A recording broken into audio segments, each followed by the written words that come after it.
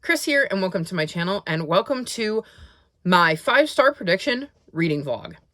So I've been crap at updating this because, well, I had a bunch of vlogs on my phone and had no room, so I kind of had to wait, but I've cleared up some room, and I just got done reading a couple more of my 5-star predictions, so I thought I would check in, even though I'm technically not finished with the last 5-star vlog. Anyways, we're not going to talk about that vlog here.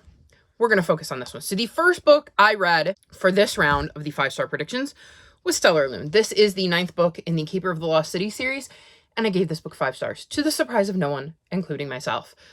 I loved this book. It was so good to be back with Sophie and co, and I think I told myself I was going to read a few chapters before bed, and I think I ended up reading like the first 350 pages. Oops. I really loved this book and the direction that it went in and the information that we found out. And I believe it is a 10-book series. So I feel like all the threads are kind of slowly starting to come together. And I'm very, very, very ready for book 10, even though I know I have a very long wait because, well, book 9 just came out. This was another one where the ending came and I went, you can't leave me here. Really? You're going to leave me here and make me wait to find out the thing that's going to happen next based on what's happening here? That was not fair. And there is another instance of something that happened that I feel like got overshadowed by some other things going on that I think is kind of like, you kind of forget about it, but I didn't forget. And there's another thing, the thing that happened that you're supposed to forget about because it kind of goes on the back burner because of the other things that are happening, which, if again, so hard to talk about sequels because, well, you have no idea what's going on in this book unless you've read them.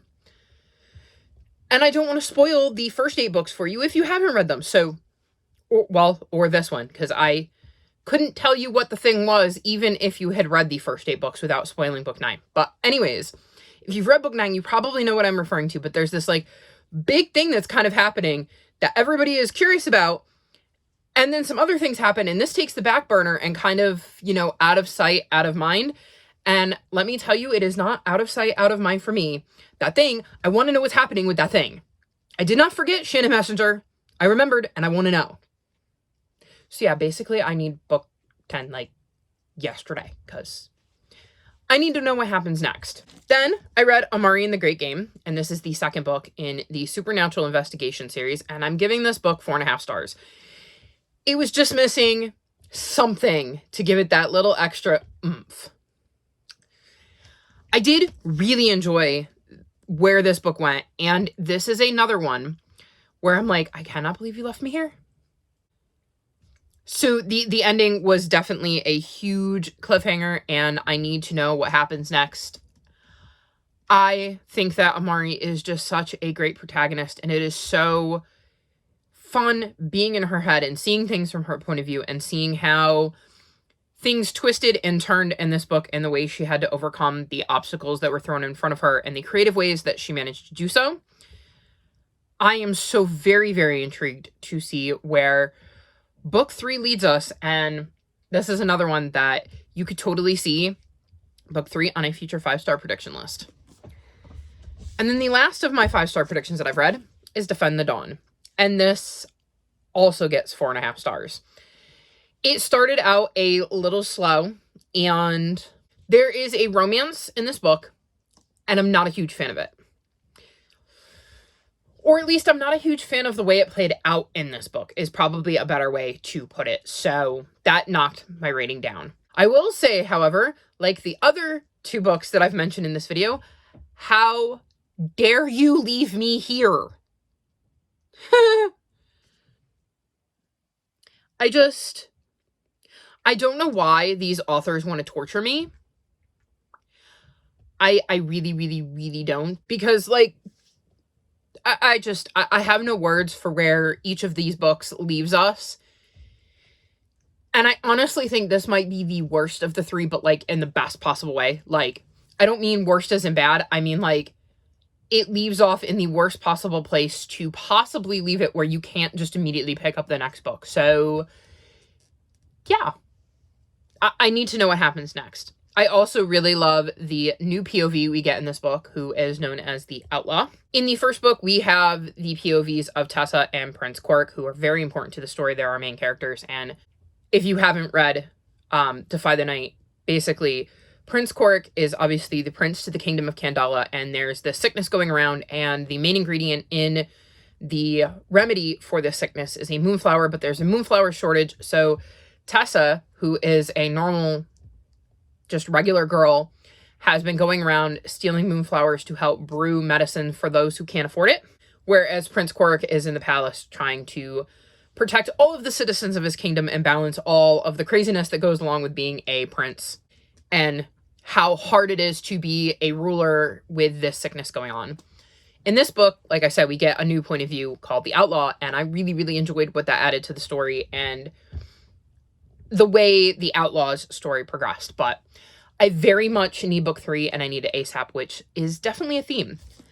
That leaves me with the Secrets of the Storm Forest and the Final Gambit, which the Final Gambit is the third book in a trilogy, so that should not leave me with a, wait a minute, I need the next book. I believe that the Secrets of the Storm Forest is the last book in a trilogy. I know that there is a Christmas novella, which I'm hoping to get to in December after I read the Secrets of the Storm Forest.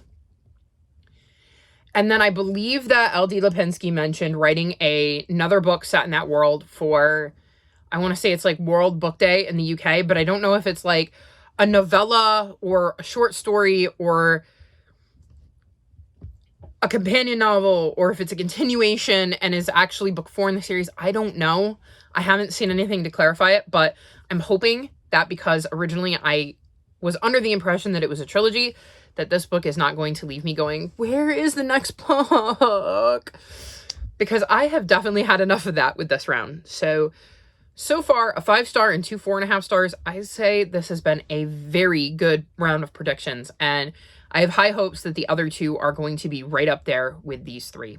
We'll just have to see if either of those 2 can get 5 stars, and I will be checking back in with you at some point, hopefully in the not too distant future, to let you know. So it is December 21st, and I have an update for you. I have finished the Final Gambit. This is the third and final book in the Inheritance Games trilogy, and I am giving this 4.25 stars. Not quite a 5-star like I hoped. I definitely think this was my least favorite of the 3 books in the series. In this series, we're following Avery. Yes. Avery, who in the first book finds out that a billionaire named Tobias Hawthorne has left her his entire fortune and completely cut his 4 grandsons and 2 daughters out of his will. And it comes with some caveats. She can't get it until she's lived in his house for a year. So she's got to live in his house with his family to inherit. And we kind of see that he is super into games and puzzles and stuff and has left a plethora of those for Avery to kind of come through as she tries to figure out why Tobias Hawthorne chose her. This one just did not have the same draw for me as the first 2 did. While it sucked me in the way the first 2 did, I just didn't enjoy the mystery aspect quite as much.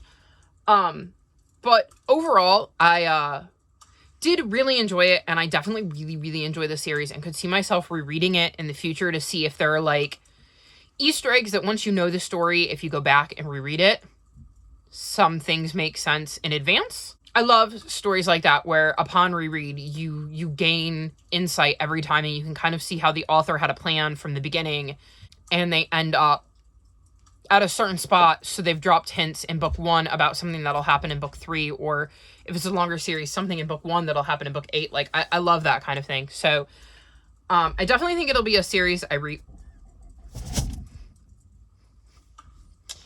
Hey, we have company. Come here. Oh. I definitely think it'll be a series I reread, though I don't know when.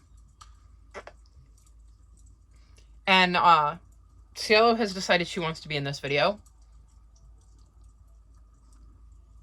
So, yeah, I don't really have too much more to say. I'm very glad to have read it, finished the series. Like I said, it's a very enjoyable mystery series. And yeah, that just leaves me with the Secrets of the Storm Forest, which is the third and maybe final-ish book in the Strange Worlds Travel Agency, because I know L.D. Lipinski has written a Christmas novella, which I'm hoping to get to soon. And then she's got a book coming out in that series for World Book Day in the UK. I don't know if it's like a proper book for it or just like a companion novel to the series. So yeah, I will check back in with you once I have read Secrets of Storm Forest, and I will wrap this vlog up. Until then, me and Ellie say see you later. So it is now almost the end of February, and it is time to do another vlog update. This is a long overdue one since I read this book back in December, but I did read The Secrets of the Storm Forest. So this is the third and final book in the Strange Worlds Travel Agency trilogy. In this trilogy, we're following Flick, who in the first book moves to a new town and stumbles across the Strange Worlds Travel Agency. Once there, she finds out that she is somebody who is capable of traveling through suitcases to other worlds, and there are strange happenings going on that she has to help deal with because they could affect the world that she lives in. I gave this book 4.5 stars. I really liked how this story wrapped up. It was just missing that one thing that would have tipped it over the edge. I loved going on this journey with Flick and Jonathan, who is the guy that runs the Strange Worlds Travel Agency, and I liked seeing their relationship develop over the 3 books. I liked the way this kind of wrapped up the whole story and tied the threads together for the 3 books. This is definitely a favorite series of mine, one I would highly recommend, and I'm really going to miss spending time with Flick and Jonathan and getting to go on adventures with them. So I'm actually really excited that there is a Christmas novella, and L.D. Lipinski just released I think another short story set in this world for World Book Day. So I'm very much looking forward to reading those, to getting to spend a little bit more time with Jonathan and Flick. So, as a quick reminder, because it's been a while since I've read the other books, let me recap this round. Like I said, this one got 4.5 stars. Amari and the Great Game also got 4.5 stars. The Final Gambit got 4.25 stars. Stellar Loon got 5 stars. And Defend the Dawn got 4.5 stars. So, 3 4.5 stars, 1 5-star, and 1 4.25 stars. All books I really loved, even though I only gave one of them 5 stars, but this was just, if I could give it more than 5 stars, I would. That's how much I love this book. I would say that's a very successful round of 5-star predictions, and I don't have any complaints. I mean, anything higher than a 4-star is a book I absolutely loved, so hopefully my next round can be just as successful. With that being said, that's the end of this vlog. Sorry it has taken me so long to film the final clip, and then however long in addition it's going to take me to edit and upload this. I'm trying real hard to get on top of things, but I'm behind, so I'm playing catch up, and it's tricky navigating being behind, my phone's memory, and my mental health, but hopefully I will be caught up sooner rather than later, and this won't happen next time. All of my social media is linked in the description below if you'd like to come chat with me. If you've made it this far in the video, leave me star emojis, like this video, and subscribe to my channel, and I'll talk to you next time. Bye!